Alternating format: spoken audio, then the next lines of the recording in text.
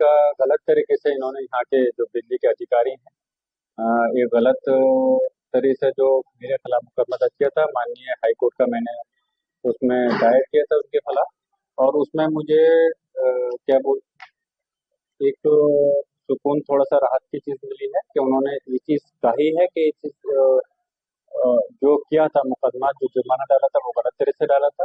और हकीकत के अंदर मेरे साथ ही नहीं, मेरे साथ ही ये जुल्म ज्यादती नहीं बल्कि पूरे संभल के लोगों के साथ में जुल्म हुआ है, ज्यादती हुई है, उत्पीड़न हुआ है। और एक मानसिक तौर पर इस तरीके से इन लोगों ने टॉर्चर किया है, जो 6 महीने से मेरे घर की लाइट काट रखी थी। इन जैसे, मैं तो ये कहूंगा ऐसे अधिकारी, इन लोगों को जो खुद पहले अपने गिरेबान में झांके हैं बिजली के अधिकारी, जो मेरे ऊपर तोहमत लगाई है इन्होंने बिजली चोरी का, खुद कितनी ईमानदारी से काम कर रहे हैं।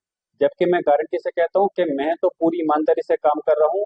मैंने बिजली की कोई गलत जो केस लगाया है वो एकदम निराधार है।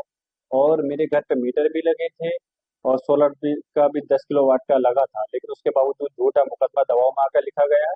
लेकिन हमें उम्मीद है कि अभी अ, हमारे जो न्यायालय है वहां से हमें इंसाफ जरूर मिलेगा, और इसी उम्मीद के साथ में गए थे। अल्लाह का करम है, अभी इंसाफ की एक किरण हमें दिखी है। और आगे जब ये केस चलेगा तो उसके बाद में इंशाल्लाह पूरी तरह से इंसाफ वहां से जरूर होगा।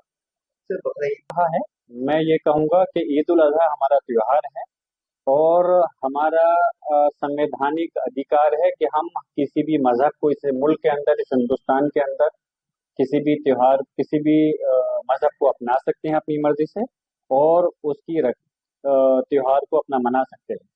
तो इस टाइप की छोटी नीच राजनीति हरकत करना या उंगली उठाना हमारे त्योहारों के ऊपर गलत है। और हमारे त्योहार को मनाने से अ, कोई भी हिंदुस्तान के अंदर हमारे त्योहार को मनाने से नहीं रोक सकता, क्योंकि इस हिंदुस्तान के अंदर हम इस हिंदुस्तान की जमीन से मोहब्बत भी करते हैं, हमारे लोगों ने कुर्बानियां भी दी हैं, और इस हिंदुस्तान के अंदर हम मालिक हैं। इसलिए हम अपने त्योहार को अपनी मर्जी से मनाते हैं। हम अपने मजहब से मोहब्बत करते हैं, अपने देश से मोहब्बत करते हैं। तो इस टाइप की कोई अगर उंगली उठाता है वो तो सरासर गलत है, मैं उसके अल्फाज में मजम्मत करता राहुल गांधी बीजेपी पर महाराष्ट्र हूँ कि जाहिर सी बात है, जो इंडिया गठबंधन है, हमारे एलओपी है, लीडर ऑफ अपोजिशन माननीय राहुल गांधी जी हैं, उन्होंने पहले से भी ये कई बार सवाल किए हैं। और हमारे नेता, हमारी पार्टी के नेता माननीय अखिलेश यादव जी ने भी इस बात पर उंगली उठाई है कि जो महाराष्ट्र में चुनाव हुए थे वहां पर धांधलीबाजी हुई थी, और जिस प्रकार सरकार बनी है कई बार चुनाव आयोग के ऊपर उंगलियां उठ चुकी हैं। तो हम कहते हैं कि चुनाव आयोग जो एक संस्था है, संवैधानिक संस्था, अपनी पारदर्शिता उस चीज को दिखाए, और इस प्रकार की उंगलियां क्यों उठ रही हैं। और आने वाले जो चुनाव हैं, चाहे बिहार हो, पश्चिम बंगाल हो, या पूरे मुल्क के अंदर जिस राज्य में भी चुनाव होने हैं, तो वो चुनाव ईमानदारी से होने चाहिए। उसमें अगर धांधलीबाजी के आरोप अगर चुनाव आयोग की तरफ उंगली उठती है तो इससे लोगों का विश्वास उठता है। तो हम चाहते हैं कि चुनाव हो, और जो लोग वोट दें उनके द्वारा दिए गए वोट से ही सरकार बननी चाहिए, और किसी प्रकार की धांधलीबाजी नहीं होनी चाहिए। अखिलेश यादव कह रहे हैं कि 2027 में पीडीए सरकार।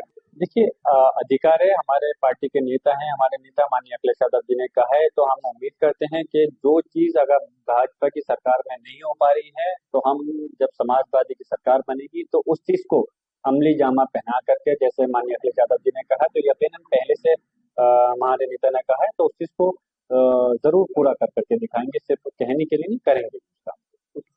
हम तो कह रहे हैं पुलिस अग्निवीर 20% आरक्षण ही क्यों, हम तो कहते हैं 50% आरक्षण दीजिए अग्निवीर पे ही। पहले तो हमने सवाल निशाना पूरा लगाया था, हमारी पार्टी ने भी और हमारे पूरे विपक्ष ने भी, कि अग्निवीर जो योजना है उसकी हमने मुखालफत की थी।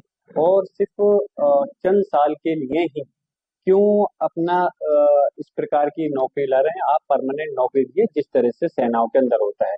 सेनाओं के अंदर अगर इस प्रकार की टेम्परेरी नौकरी देंगे तो कहीं ना कहीं सुरक्षा के अंदर भी कोई ना कोई कमियां जरूर बहुत सारी होंगी। तो हम चाहते थे, हम तो कि पूरी तरह से परमानेंट अग्निवीर को नहीं कर करके सेनाओं की जो भर्तियां पहले से होती हैं उसी प्रकार होनी चाहिए। खैर, अब इन्होंने अग्निवीर को सिर्फ आरक्षण देने से वो मसला हल खत्म नहीं हो सकता।